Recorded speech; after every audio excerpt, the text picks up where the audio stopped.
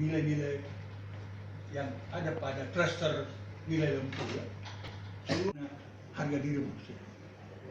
Karena itu diduga keras, dan dalam penelitian saya tahun 2007 saya menemukan bahwa isi dari harga diri manusia itu ialah seluruh isi yang bernama lempu, yang berkaitan dengan lempu, itu satu. Dan seluruh nilai yang berkaitan dengan pace. Ini lidah Maluku, jadi dengar lucu kalau saya bilang pace dan kalau orang bahasa dengar itu lucu. Tapi yang penting Anda mengerti maksudnya. Pace, pace. Itu kasih sayang.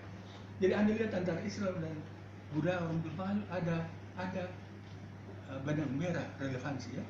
Jadi lempu dengan malempu ya, yaitu ada tongeng, ada tarugal, warani, geteng ya, maca, sungi juga ya. Itu sekaya raya, tapi dia tidak terhina secara material. Bahkan kalau ada harta, dia menjadi hartawan dan sebagainya. Itu orang yang jujur, selalu berani, selalu berkata satu kata dengan perbuatan.